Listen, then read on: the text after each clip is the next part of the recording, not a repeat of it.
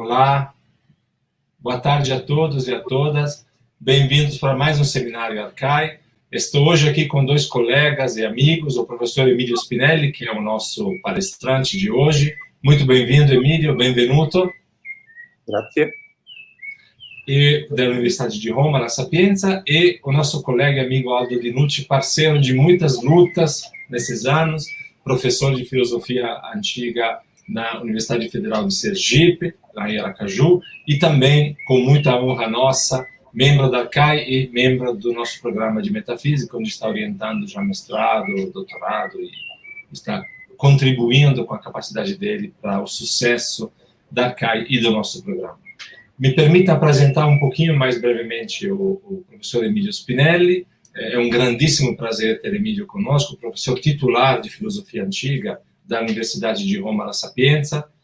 Atualmente, ele recobre um cargo muito prestigioso, que é de presidente da Sociedade Filosófica Italiana, que reúne todas as áreas de filosofia da Itália. Então, de fato, muito trabalho, imagino também, não é, Emidio? Muito trabalho.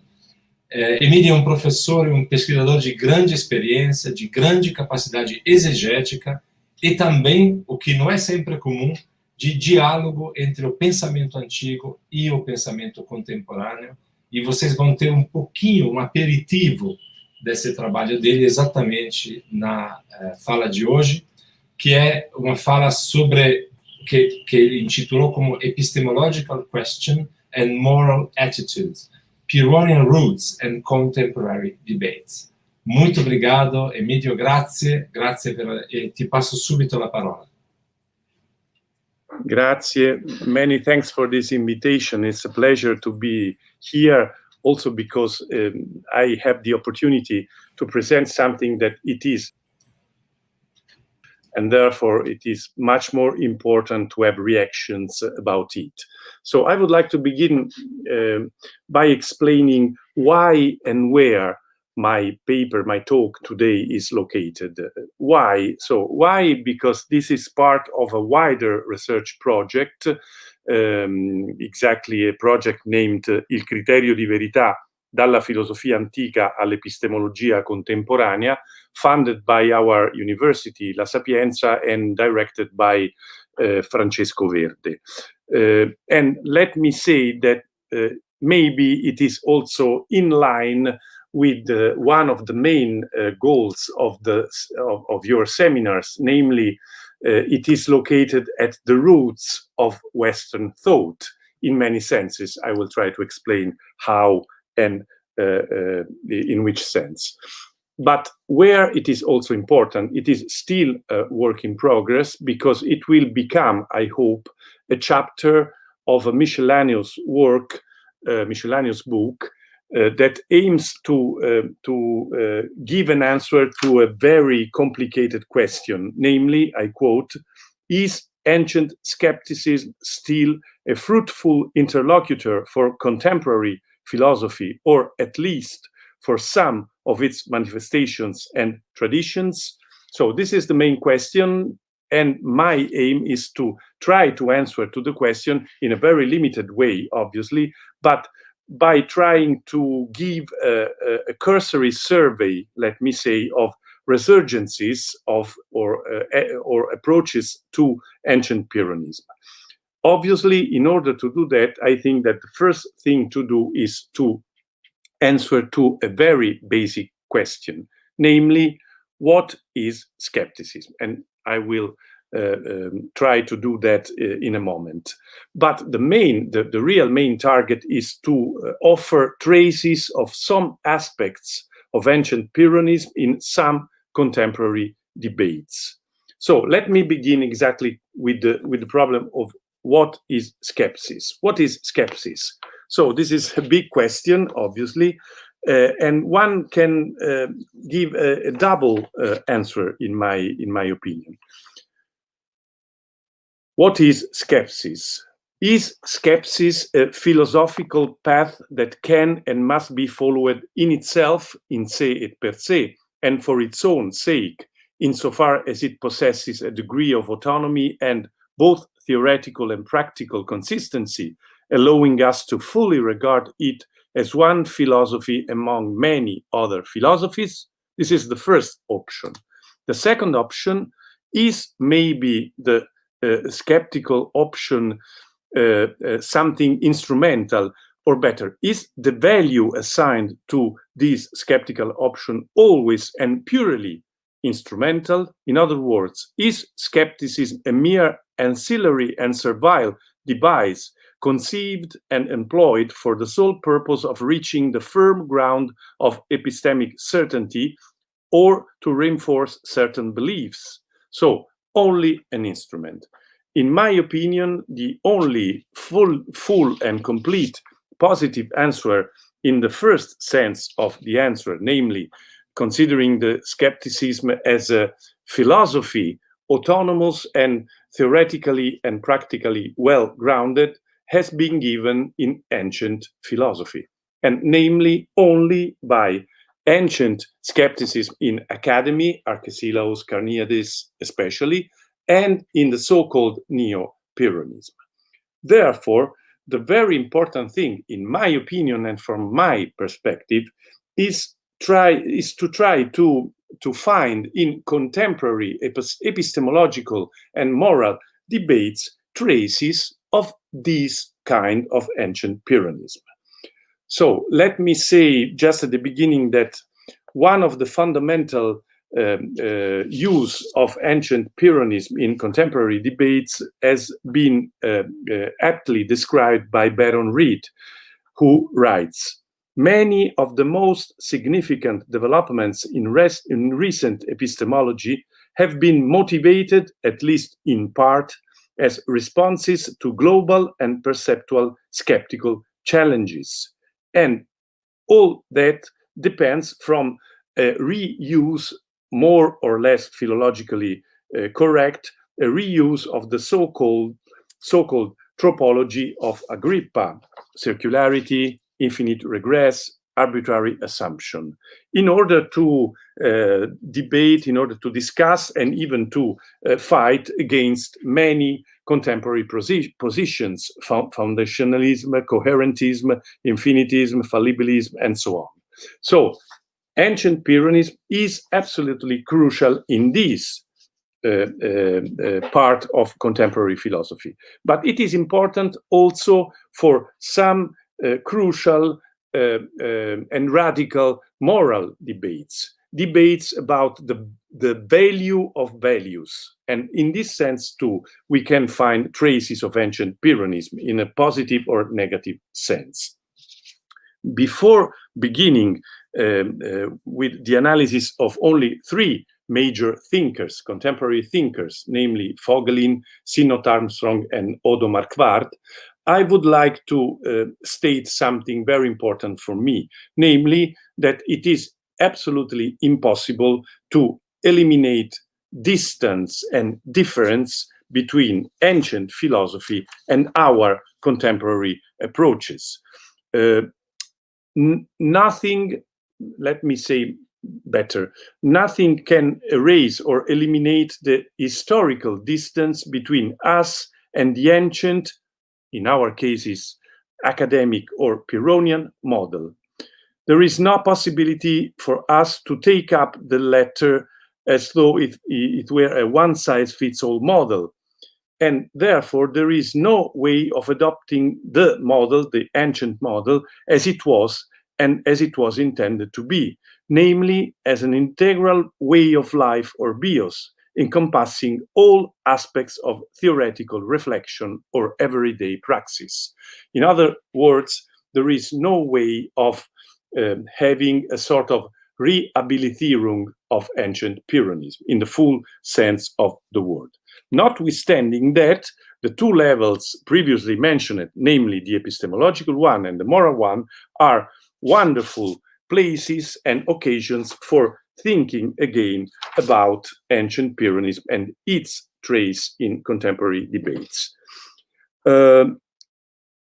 Leaving aside the wide array of attempts made to provide a theoretically acceptable or at any rate non-contradictory justification of our epistemic knowledge and beliefs about the external world, it is worth focusing in my project at least on one thinker who certainly and consciously presented himself and his own philosophical conception as neo-Pyrrhonian. It is exactly this label that he uses for himself, namely Robert Fogley.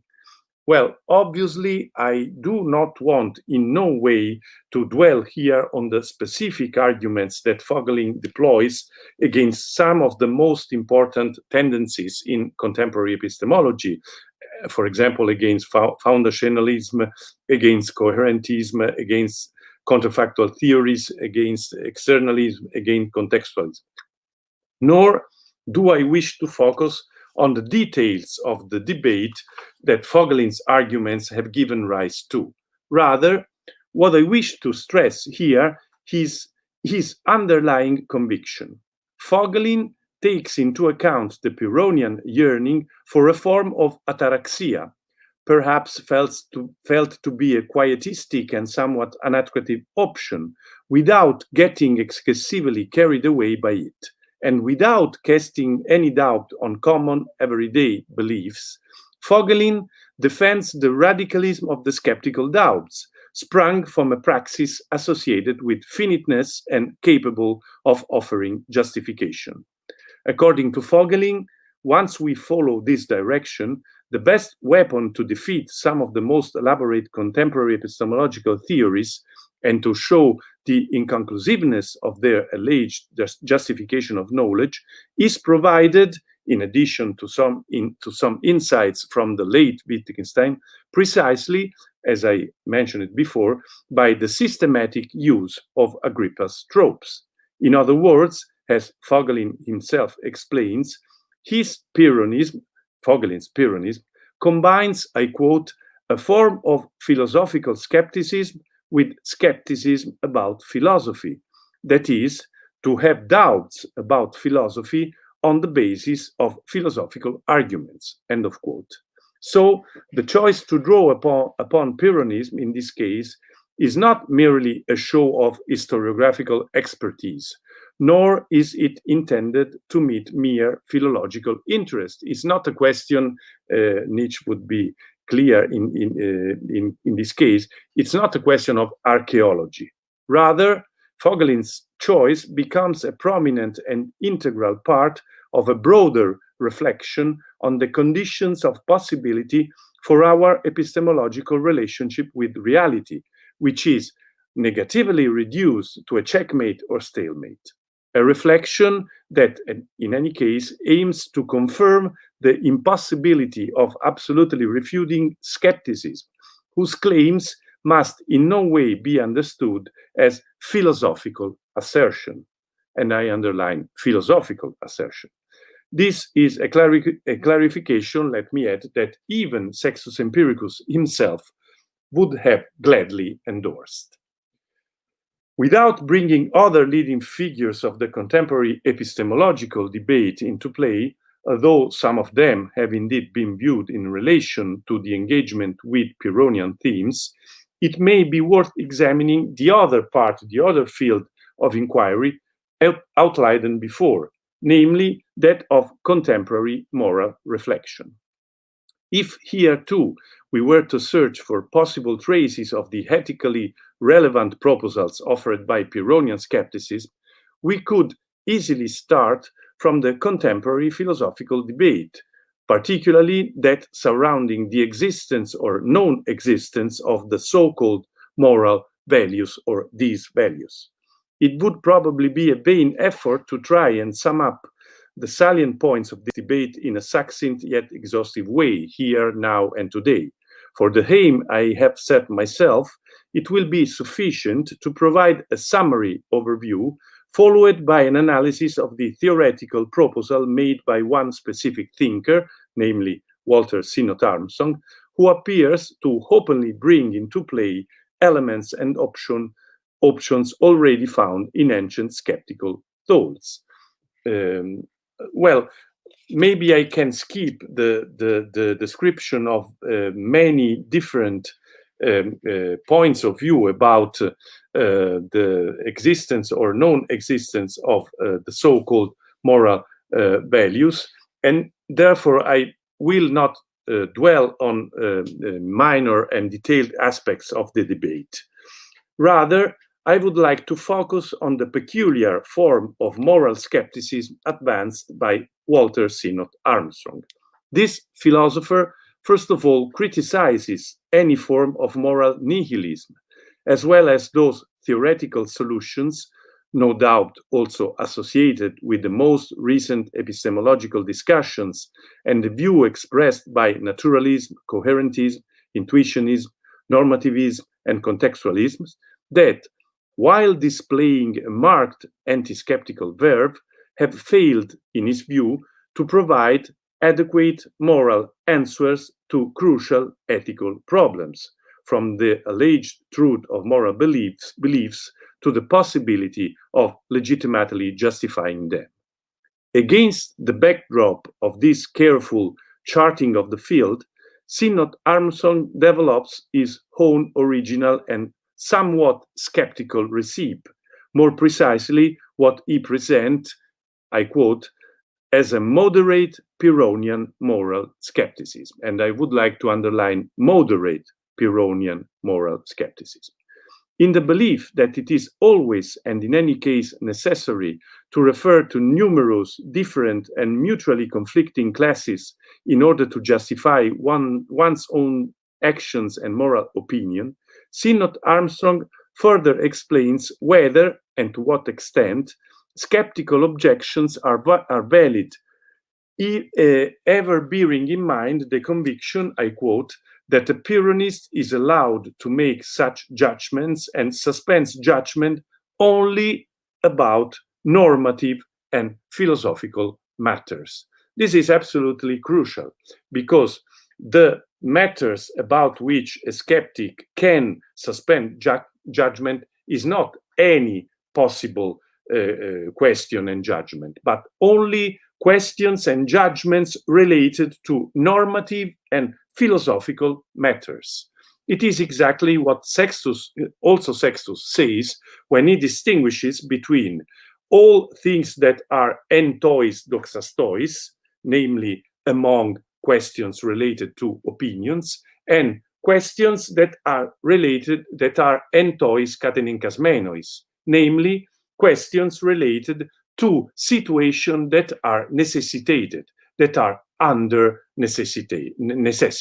Okay, there are two different fields, and the value, the force, the possibility of using skeptical tools and skeptical weapons is allowed only in the case of normative and philosophical matters. In everyday life, skepticism cannot do anything, and this is really important.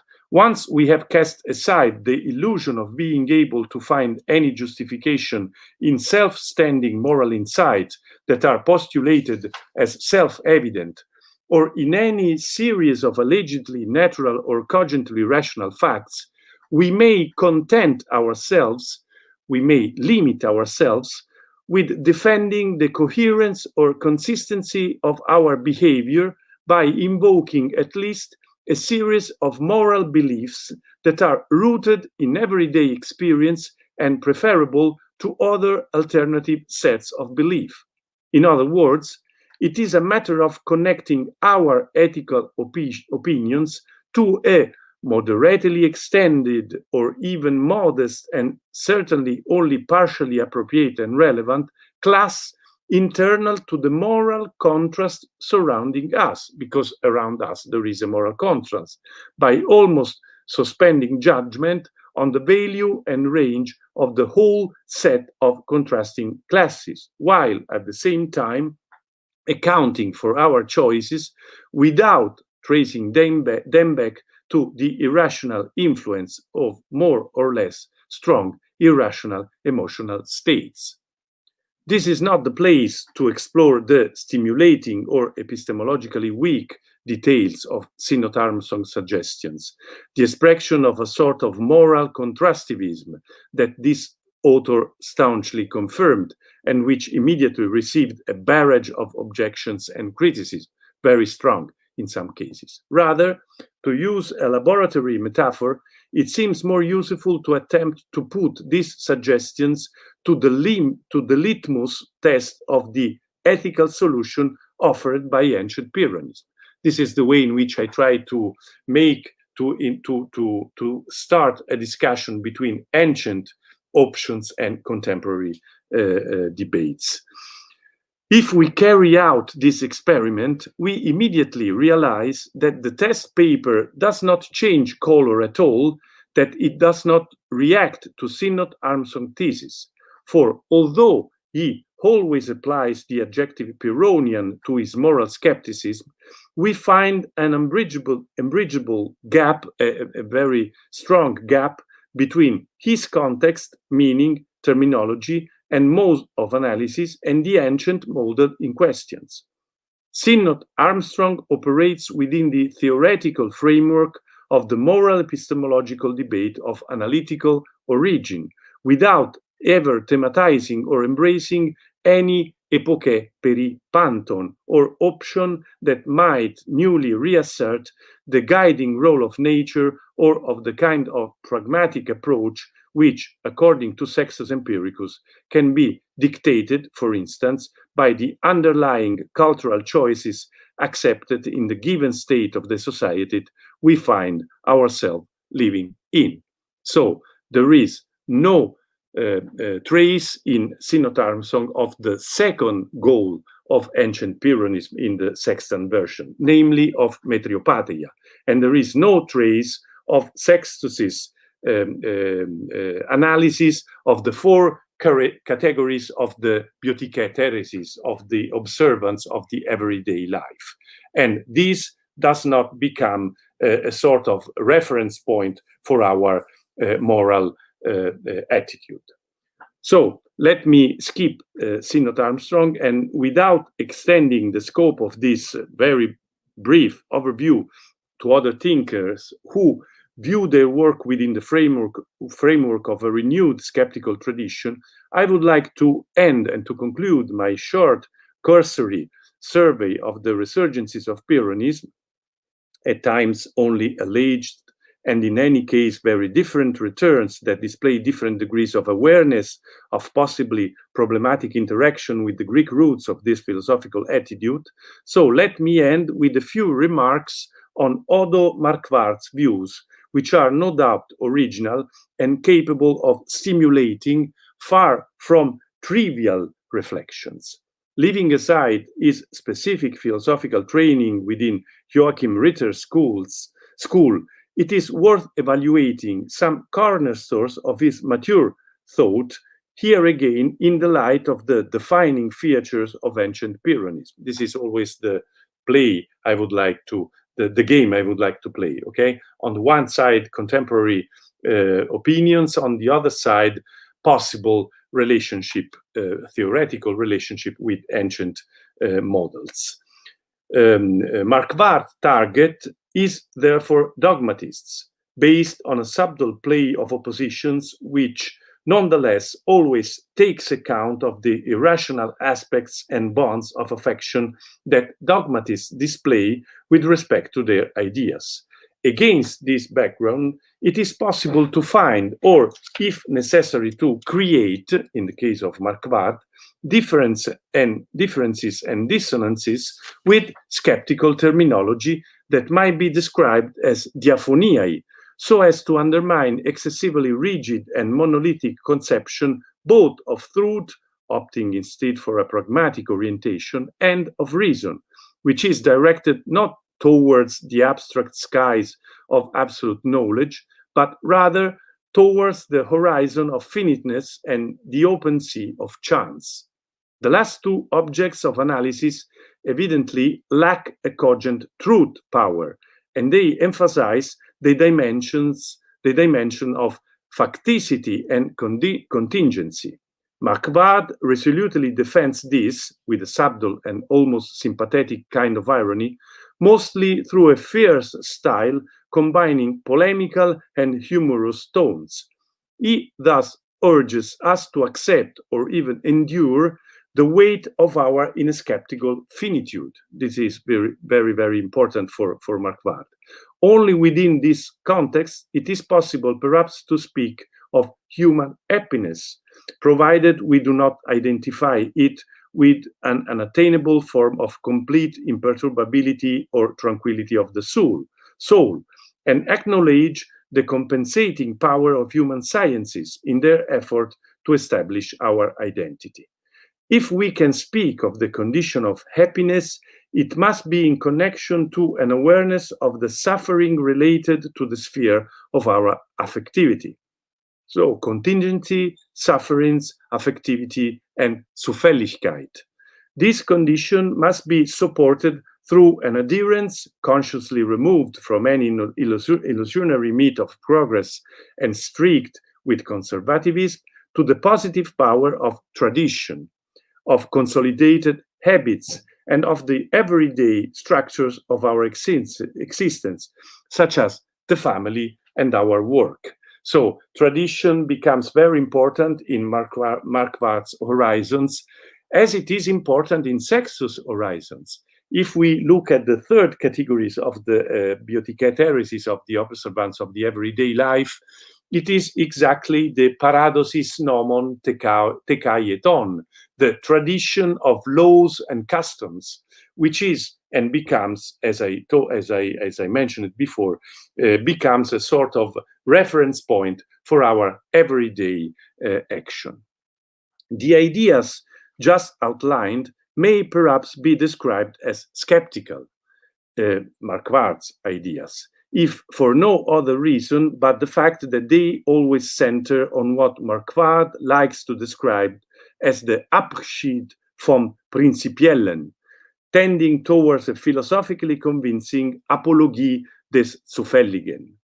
As such, they stand in contrast to strong and indeed very strong theoretical apparatuses developed by thinkers who are dangerously ready to close their eyes before the contingent character of the human condition, or in any case to subordinate it to absolute criteria of legitimation or justification, lofty other criteria that are nonetheless distant and unproductive, insofar as they ultimately lead to a cautious, almost circumspected, I quote, philosophy of the instead, philosophy des Stattdessen.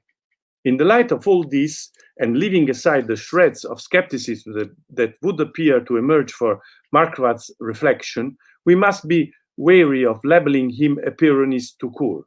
Besides, Marquardt himself apparently does not wish to present his philosophy as a resurgence or a new version of ancient Pyrrhonism. Rather, he explicitly seemed to opt for a sort of identification between Pyrrhonism, clearly as he understands and reformulates it, namely as, I quote, eine endlichkeitsphilosophische Skeptis, without any passive dependence on ancient models, and hermeneutics.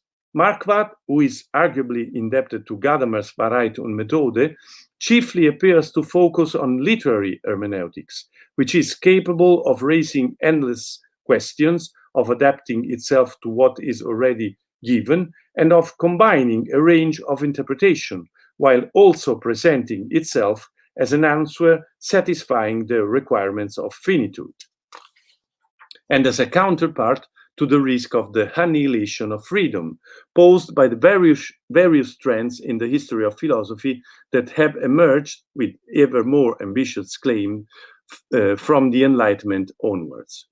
On the basis of this truly crucial aspect of Marquardt's thought, it may be possible to come up with a picture or recapitulation that also account for the degree of Pyrrhonism that informs it. I quote from Hans-Ueli Flukiger and try to translate his German expression. If we are ready to follow Marquardt's position, well, in this case, the philosophy becomes the philosophy of the present time, in the measure in which it is capable of being hermeneutical, and in this case also a form of Pyrrhonism. if Hans-Weli Fükiger is right, we can understand Marquardt's so-called Pyrrhonism if and only if we link it with hermeneutics. Okay, this is the very brief presentation of Marquardt. Let me end this short survey by proposing something more kind and more typical of ancient skepticism.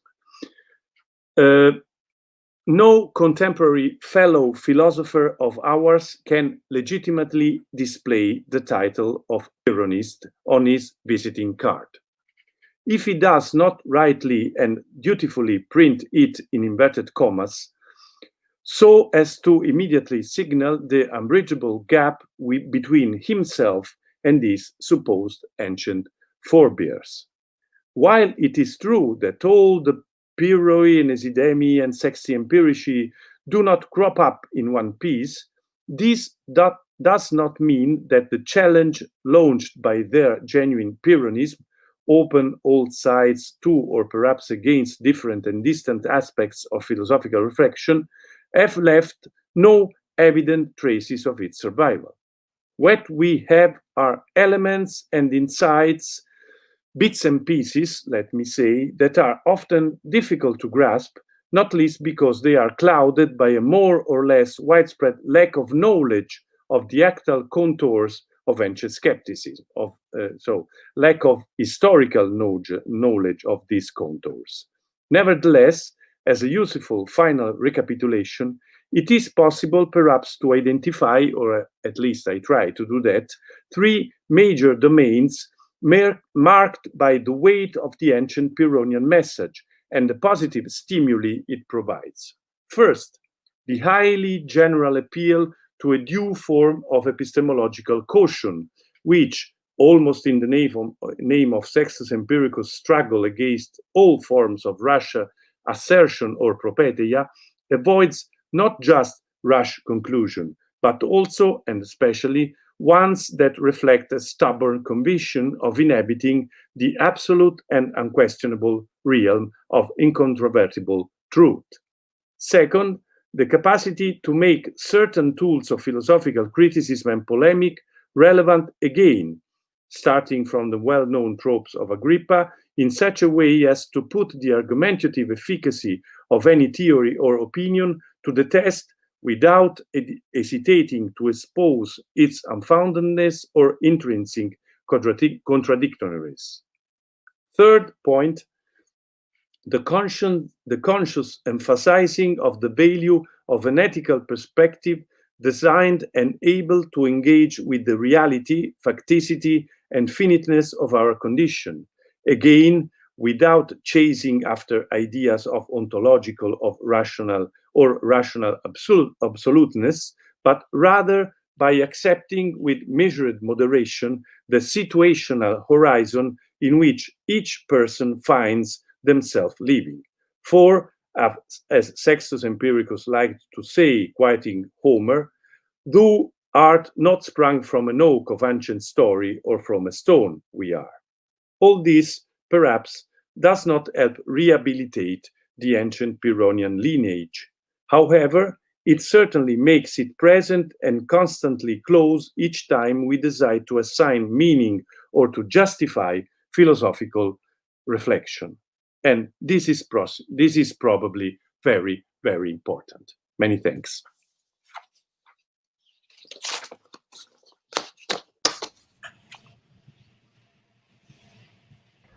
Grazie Emidio, grazie. Many thanks to Emidio. Let's skip to English. Maybe it would be quite helpful the way we can understand each other very easily.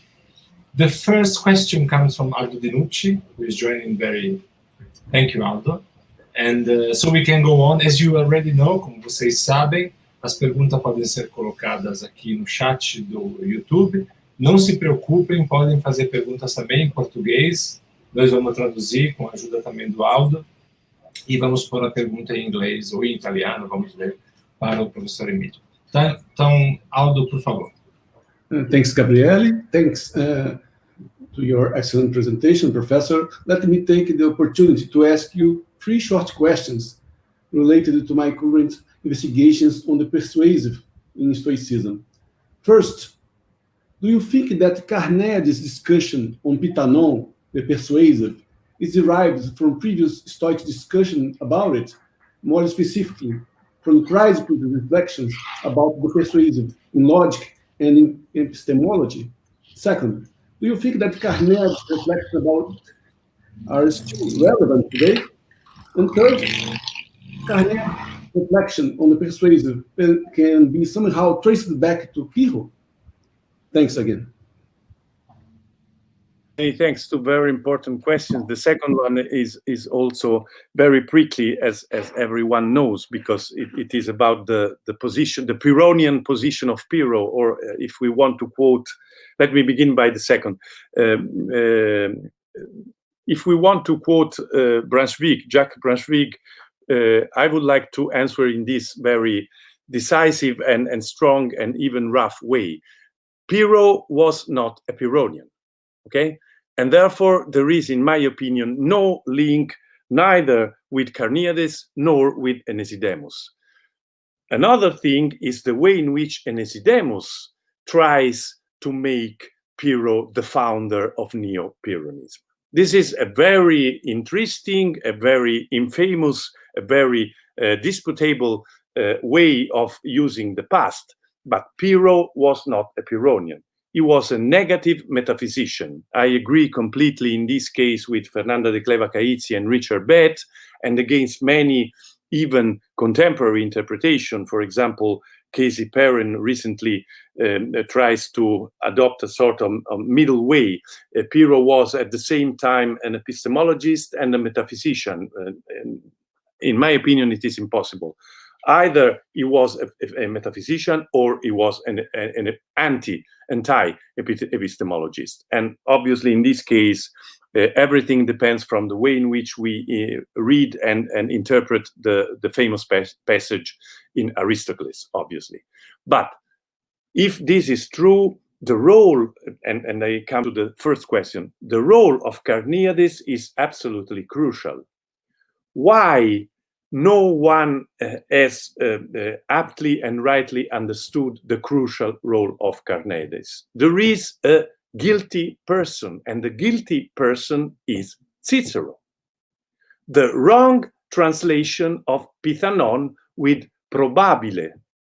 It is absolutely wrong. The Pithanon is not, it has nothing to do with probability. It has always to do with plausiveness, plausibility, okay? And in this sense, Carneades elaborated also a sort of a scale, a gradual approach to impressions that are more and more plausible, but not probable, plausible. And in this sense, in my opinion, it is also a psychological term and a psychological approach. But in this sense, Carneades is absolutely crucial.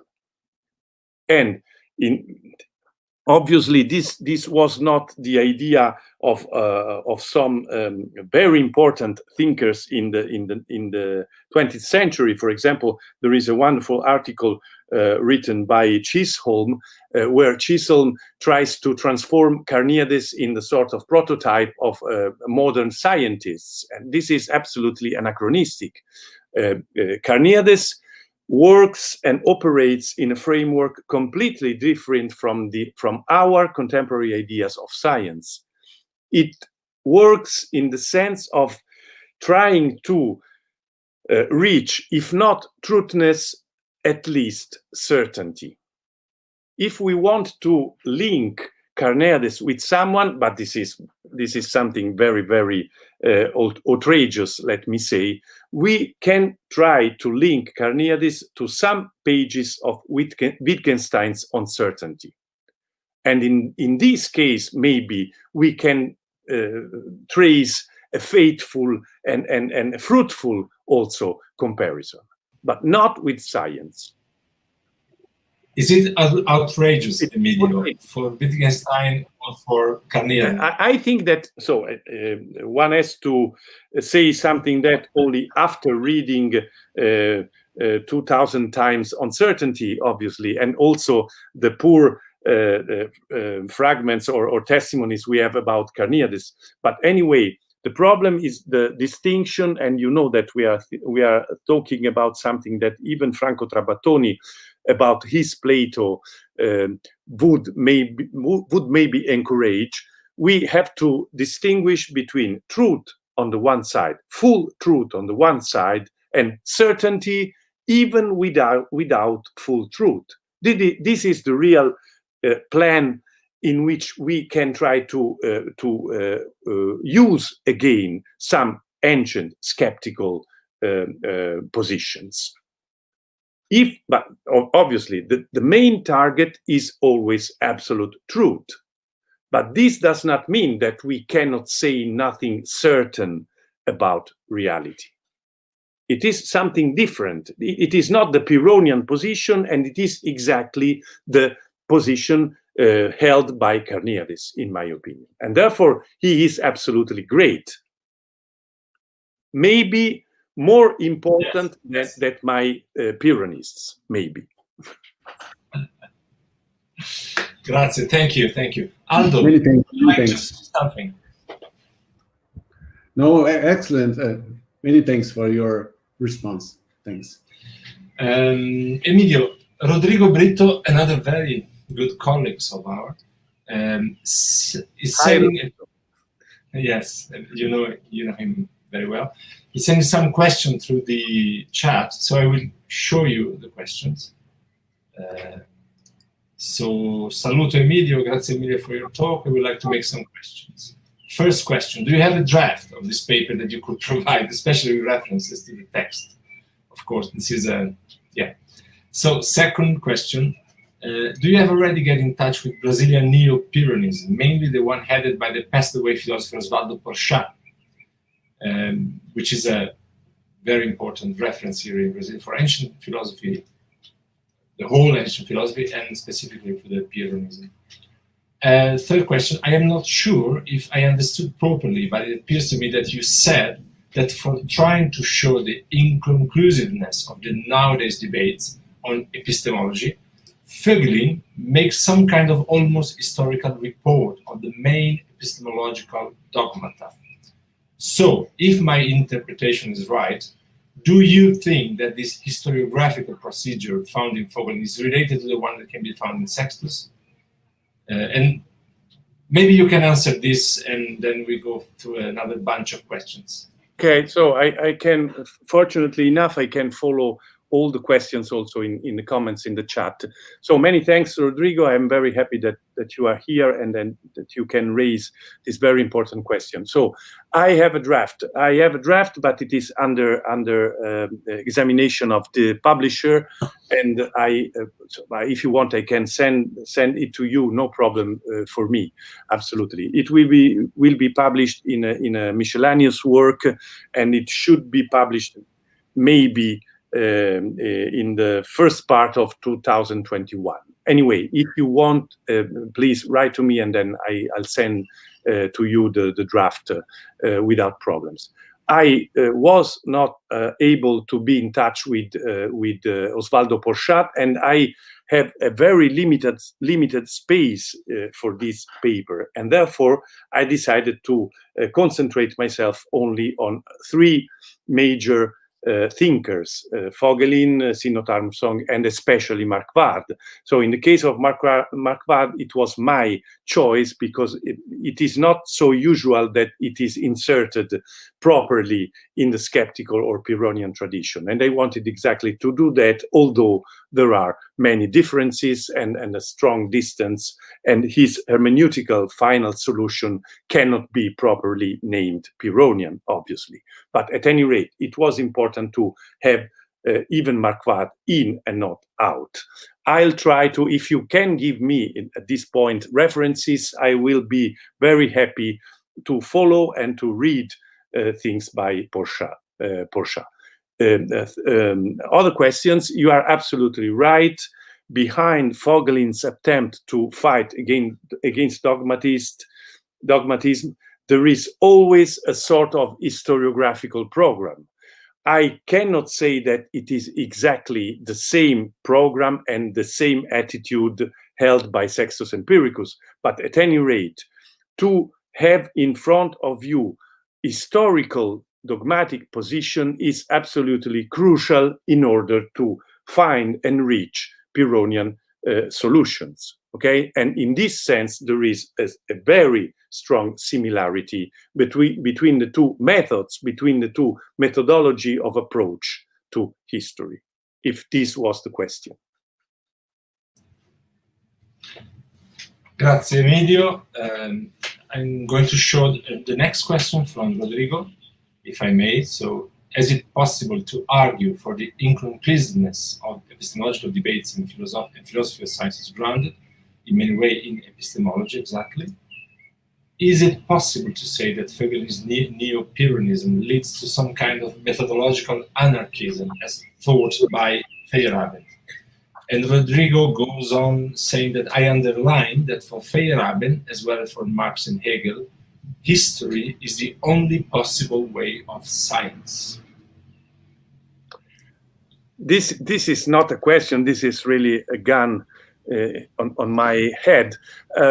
So let me try to give an answer. Okay, I do not think that we can use here Feyerabend, especially if we want to compare Foglin's approach to a sort of to a form of anarchism. Foglin is in no way an anarchist in epistemology.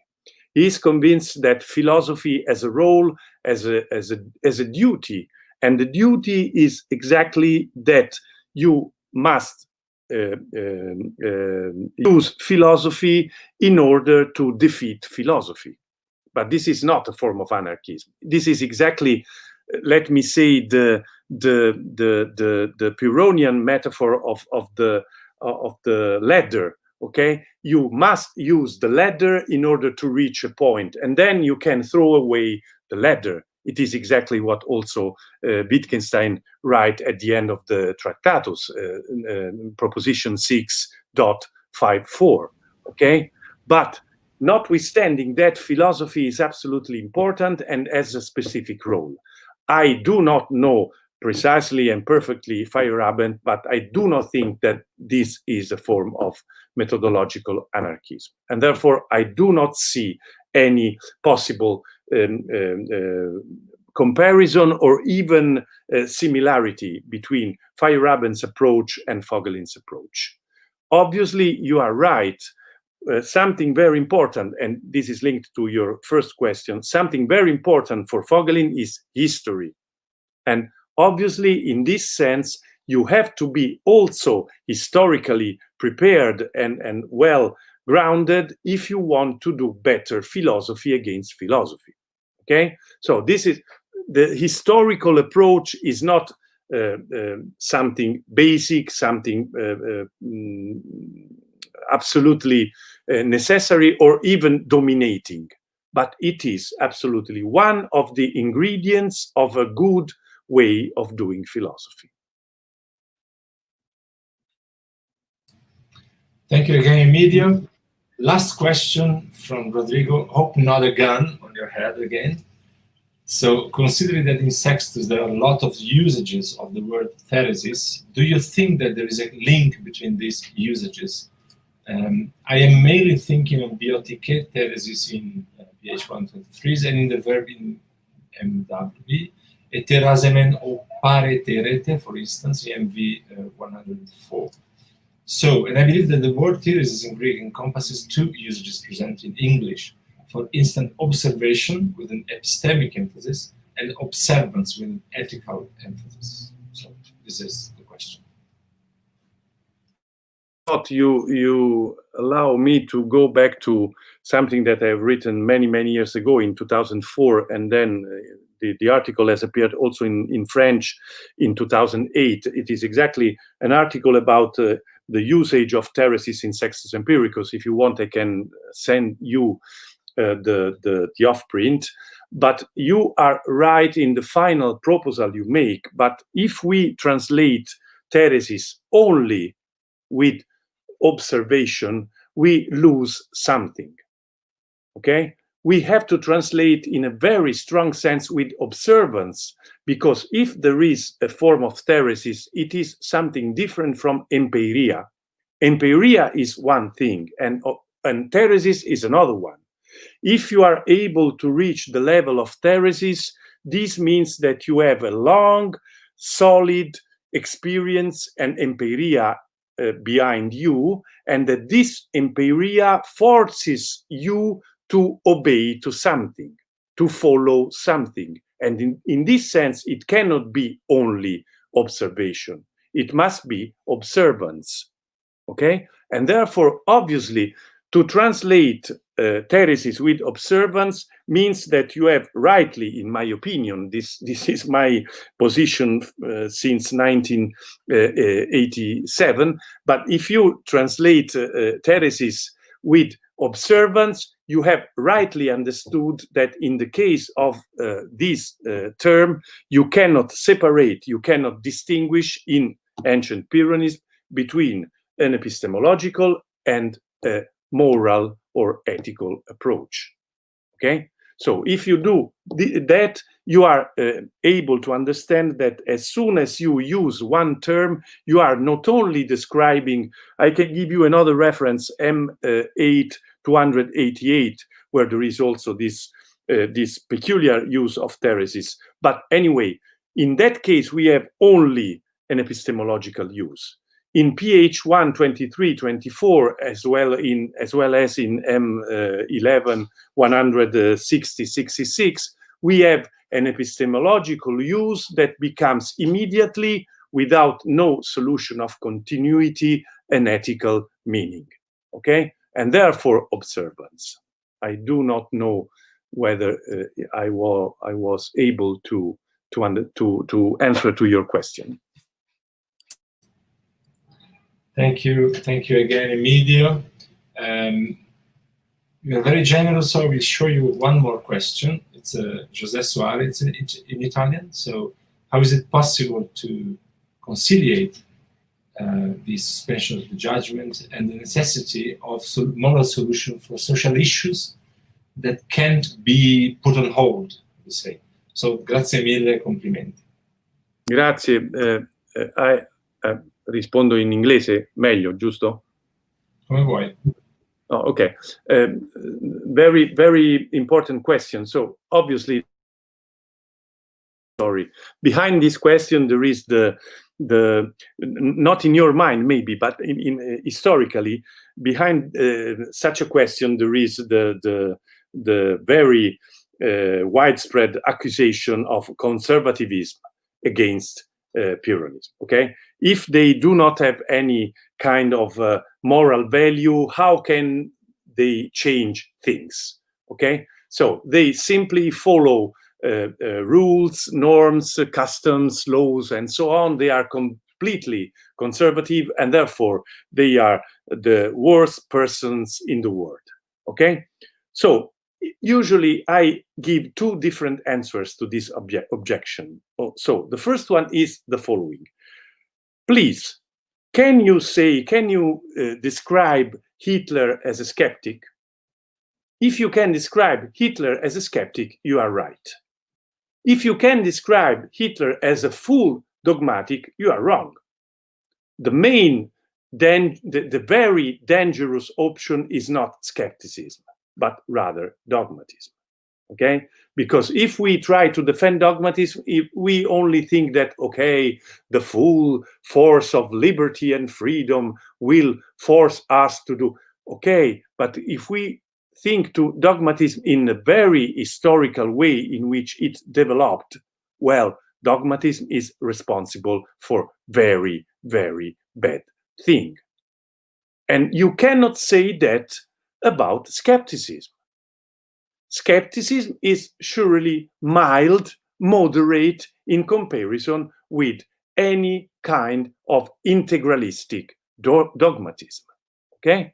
This is the first part of my answer. The second part, are we sure that even if we try to follow or to keep in our horizon, in our moral situation, if we try to take into account all the moral values of our society, are we immediately and stricto sensu conservative?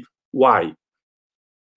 We can try also to exercise our empiria, to transform this empiria in a new kind of theresis, and therefore to change what in the past was usually thought to be right, good, and so on.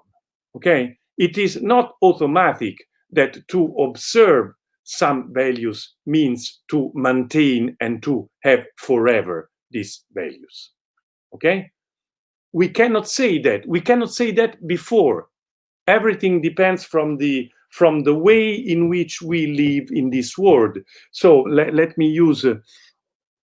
We cannot avoid the Gegebenheit of our life. We are here. We are historically conditioned, and so on, geographically conditioned, and so on. But this does not mean that we cannot change our present condition. We can do that in two different ways. Either by appealing to strong dogmatic values, but in this case, they are the unique values and all other values must be cancelled. Or we can try to change thanks to very feeble points of view, so that we are obliged to discuss with other different points of view. And skepticism, in this case, becomes the very stimulus for democracy rather than for tyranny. Okay? This is my answer. Obviously, it's a little bit ingenuous in some sense, but let me stress that it is better to be ingenuous than to be absolutely convinced of one's ideas. Indeed, Emidio, indeed. A new question is coming from our colleague Claudia Beltrán from Rio, but while she's formulating her own question, allow me to add you a very small question. I was thinking all these last years on how we think the skepticism as a whole, and especially Pyrrhonism, as a kind of individualistic approach to moral issues. There will be a place for koinonia, for a communitarian way of doing philosophy, not only a personal way of life and philosophy, but what's the role of the others of the community in this approach to the truth or certainty in this way? May I answer immediately? Yes, please. Okay, so you're right. So even the way in which Sextus, for example, presents his positions, because he tries to do that in very few places, but he tries to do that, seems to be a very, let me say, a very. So he wants to create a form of proselytism. He wants to convince people, thanks to his personal experience, that Pyrrhonism is the best way to do philosophy, to live, and to be happy. Okay? What about the role of others, the horizon of others in these? The horizon of others can be recuperated, can be highlighted if and only if, and this is my personal position, if and only if we try to put together on the one side philosophical skepticism and on the other side medical empiricism. Why?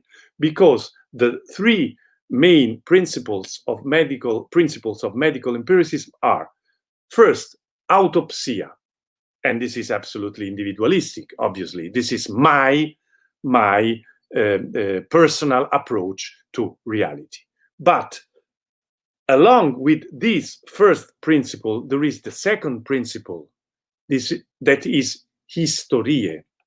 And historiae means that I must use all the experiences of all other physicians, and in the philosophical case, of all other people in the world. Okay, so the idea that I can do everything on myself is wrong for a skeptic, because your experience as an individual is absolutely limited. If you want to enlarge the perspective, you have to take into account all past experiences. This does not mean that they are all right or all useful, but you have to make a confrontation, a comparison, a debate with other different positions.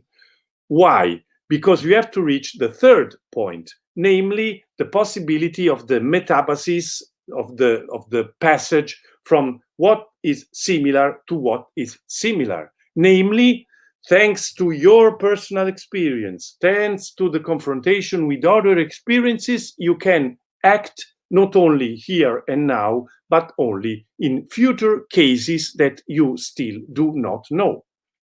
Okay, there is also in the medical empiricism, there is also the value of prognosis. Okay, and therefore, obviously, this means that in a society you cannot avoid to hear and to take into account other opinions. You have to do that, because otherwise you cannot reach the full force of theresis. Okay. Excellent, thank you, Emidio.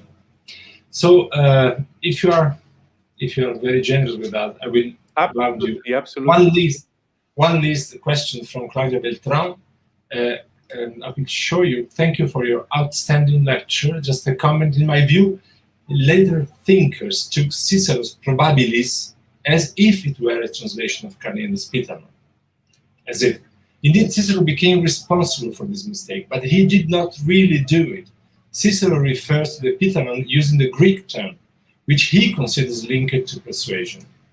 And disagreeing with Carneades, proposes the Probabilis, very Roman, as the most suitable to arrive at a very similar knowledge. This is an exciting point of debate. Thanks. Absolutely, your fine analysis, even regarding the way of working of Cicero, is absolutely necessary and right. Let me add only something to your right observations. Okay, maybe Cicero is responsible not only for this translation, but also for having intended consciously and from a Roman point of view, Pitanon as Probabilis. But let me say that maybe in this case, behind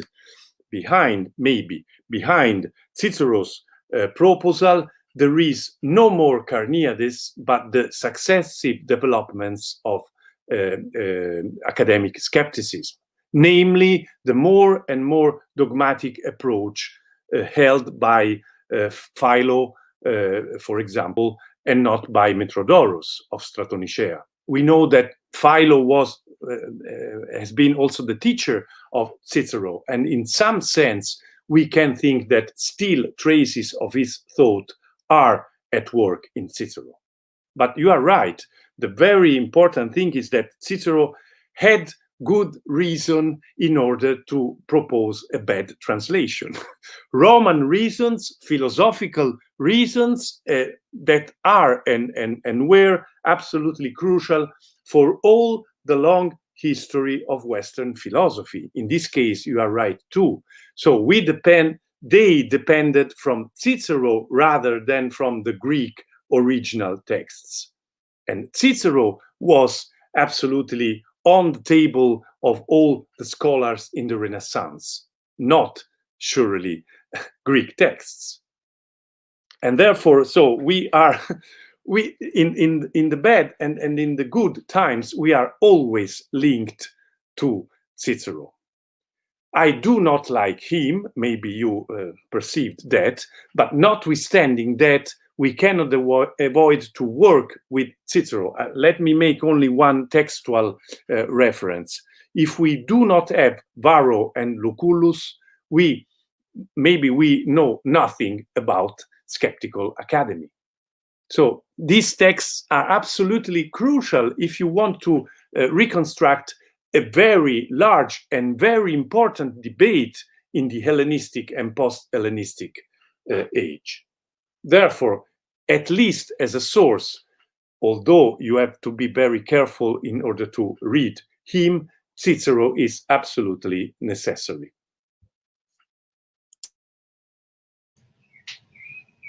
Thank you again, Emidio. We ran out from the question by now. I don't know if Aldo would like to add something, maybe?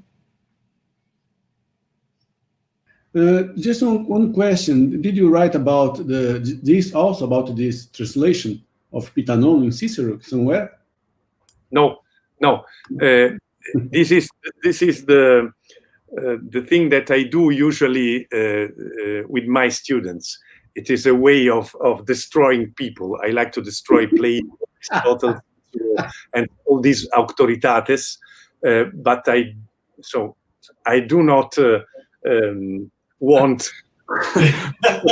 engage in this. It's also because scholars who work on Cicero are very, very tough, and therefore you should work not only with the philosophical works, but also with the works with the rhetorical works and other works, works in which Cicero uses the idea of probability, and therefore, so the picture is very complicated, and in order to reach this firm conclusion, you have to work in a very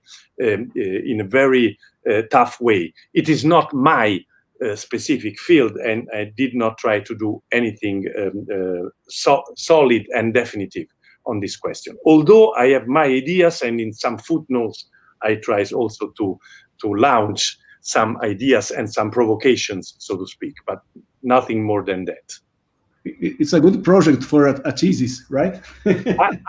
Absolutely. To work on Cicero as a source and as a genuine thinker would be something very important. But there are people who do that. So, Carlos Levi wrote wonderful things about that. Malaspina, in Italy, Ermanno Malaspina, wrote a lot also on Cicero in a very good way. So, and also Wolff wrote a very tough book on the philosophical approach by Cicero. So there is stuff enough. We do not need Spinelli's work in this case.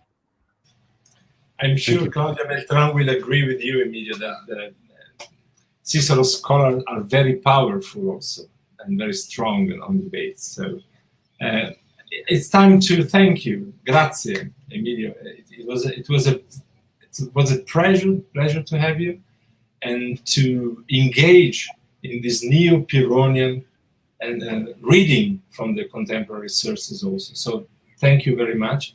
Me permita, now em português, agradecer a presença dos colegas, a Cláudia, Rodrigo, José, que interviram assim, com tanta qualidade. Um abraço especial para o amigo e colega Aldo Dinucci. Muito obrigado, Aldo, por estar aqui conosco, ajudar para receber o Emidio. Emidio, grazie davvero per essere venuto qui tra noi a distanza in Arcai. Speriamo, come noi volevamo già da tanto tempo, abbiamo già pianificato da molto tempo, speriamo di averti qua in persona dopo il vaccino, però prima del vaccino se mi permetti di chiudere in italiano veramente con una battuta. Certo. È una battuta, it's a joke, ok? Non prendetela. Io però benedico la pandemia, ok? Adesso it's a joke, ok? Non voglio dire che questo è il mio... Però la pandemia ci ha consentito di sviluppare questi mezzi molto meglio che non in precedenza e ci fa essere vicinissimi con una occasione, vi ringrazio, veramente ottima anche per le domande, perché mi hanno consentito di specificare molto meglio alcune cose che erano restate nell'ombra, soprattutto sul versante del pirronismo, perché è chiaro che poi la contemporaneità ha preso un po' la mano, ma insomma forse io non l'avrei mai fatto, primo perché ho paura a viaggiare, secondo perché le condizioni sono complicate, terzo perché adesso c'è la pandemia e così via. Invece abbiamo passato una serata che dal mio punto di vista è stata assolutamente positiva e che per esempio grazie ad Aldo Dinucci mi ha fatto venire in mente che se trovo qualche brava studentessa o bravo studente in sede di dottorato, forse farlo lavorare o farla lavorare su Cicerone scettico potrebbe non essere una cattiva idea. Non so quanto mi vorranno bene dopo che ho dato questo testo. Diciamo che in genere è il professore che comanda, in genere, e quindi insomma, però grazie Aldo Dinucci, veramente una bella idea anche operativa, voglio dire, insomma, anche di futuro per i giovani. Grazie. Grazie. Grazie a tutti. Grazie. Nós nos encontramos na próxima quarta-feira, sempre às 15 horas aqui no YouTube da Arcai. Ciao, ciao Emidio, grazie. Ciao Aldo. Grazie, buona serata. Vai. Fiquem bem, saúde a todos e a todas.